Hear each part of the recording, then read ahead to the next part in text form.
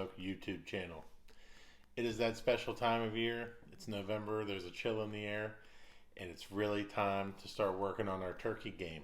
So today, we're going to show you exactly how we do our Thanksgiving turkeys, both at home and for other people. It's a process where I've pulled a bunch of things from a bunch of different people and a bunch of different processes, and I really think that it makes the most efficient, best turkey that you can find. So let's get into it. Let's go grab our turkey and let's get cracking on Thanksgiving. Okay, so here we have our turkey. It's about a 15-pound turkey. We're going to cut off this flap of skin. Make sure you have a really sharp knife for all of this. The process that we're going to do here is we're going to spatchcock this turkey. This helps for the turkey to be cooked all the way through and have different parts done at different temperatures. So now we're going to reach in and make sure we take out this pack of giblets. It's bad when you leave those in. I've done it before. It's not necessarily bad, but if you give that turkey to somebody else and they end up with that inside, then that's not fun. So right now we're out trying to figure out where the backbone is. So we cut off this piece of skin here. It's just excess. And then here's the spine of the turkey. And what we're going to do is we're going to cut this out so that we can then smash the breastbone and cut our turkey sharp. So I like to take my very sharp knife and I just slice down each side through the rib bones that are connected to the spine very carefully, and making sure that I can grab a hold of it. You can do this also with poultry shears. I just find a really sharp chef's knife is the way to go with this. Just keep on working on it. Be patient. Don't do anything crazy. Really get through those rib bones. And then there is our turkey backbone. Now you can take this backbone and you can put it with your giblets and your other trimmings and your bones and make a nice turkey broth. I like to do that occasionally. There's still some ice in the cavity. Scoop that out. And then just keep cleaning, keep cleaning. We can even rinse this out to make sure we get all that frozen water and frozen turkey stuff out of there.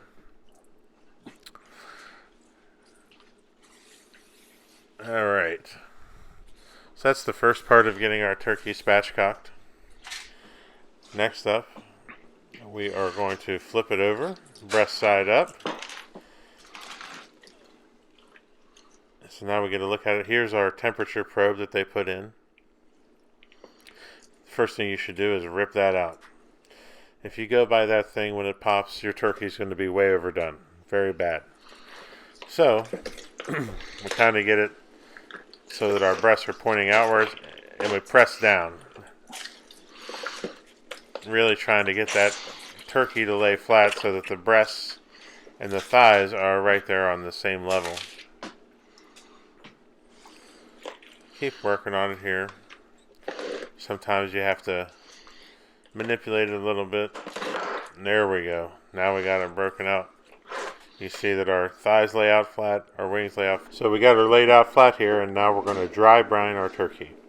Here we have some regular coarse kosher salt, and we're just going to sprinkle this and give it a very, very, very generous coat all over the outside and the inside of the bird. Now what this helps to do is to draw some moisture out of the skin, which is going to give you a really nice product whenever you cook it. But it's also going to help and make the meat underneath that skin, make the moisture come out more towards the top. It's going to provide a juicier product. A lot of people like to wet brine their turkey and submerge it in a tub full of stuff or whatever, vegetables and stuff, and put it in there and leave it in there. It's a lot of mess. It's a lot of waste. And I've found that I get a juicier turkey just by using this dry brine of just straight salt.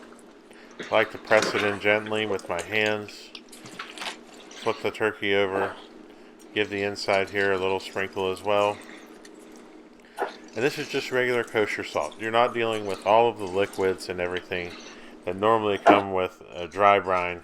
It really makes it very hard and very messy. So we have this ready to go, and we're going to put this in the refrigerator and let it set overnight.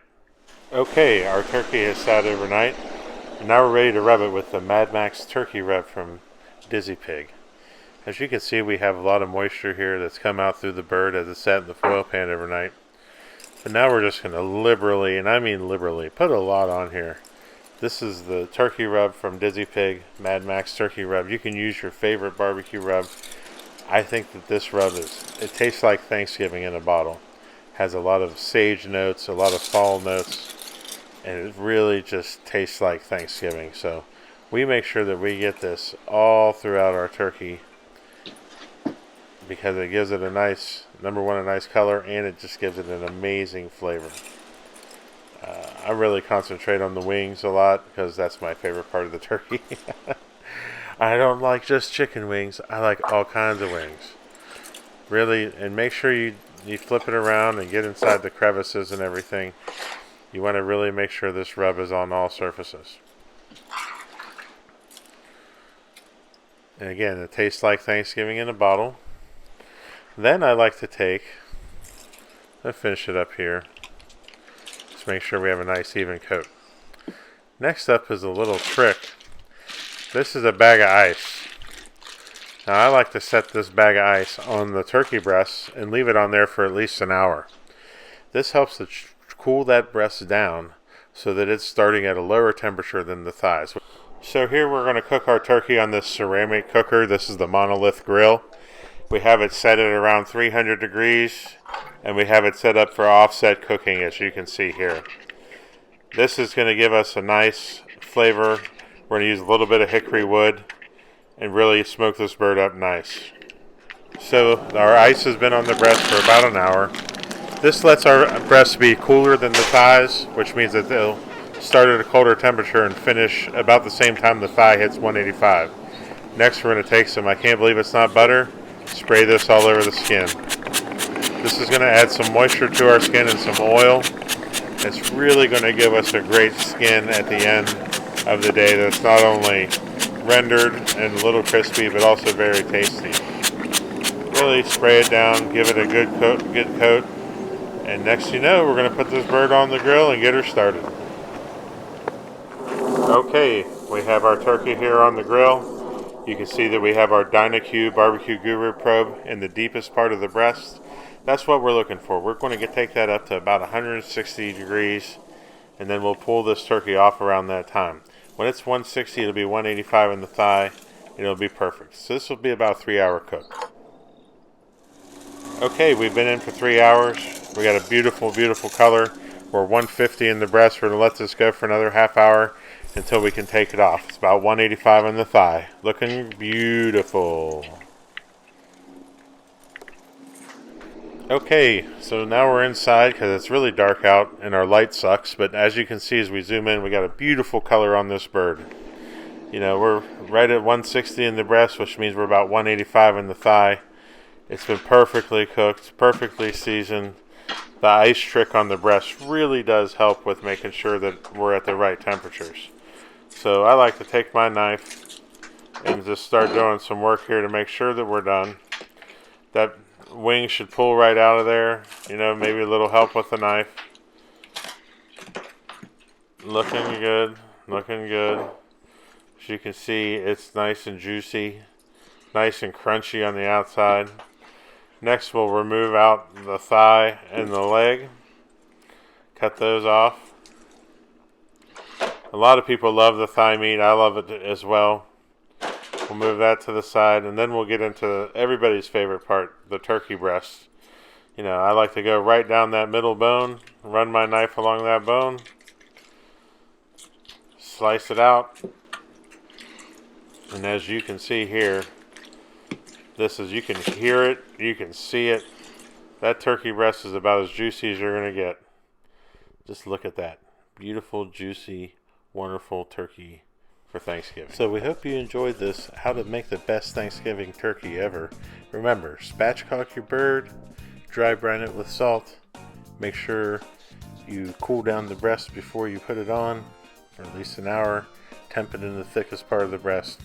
Pull it at 160 degrees, and you will have the best Thanksgiving turkey ever.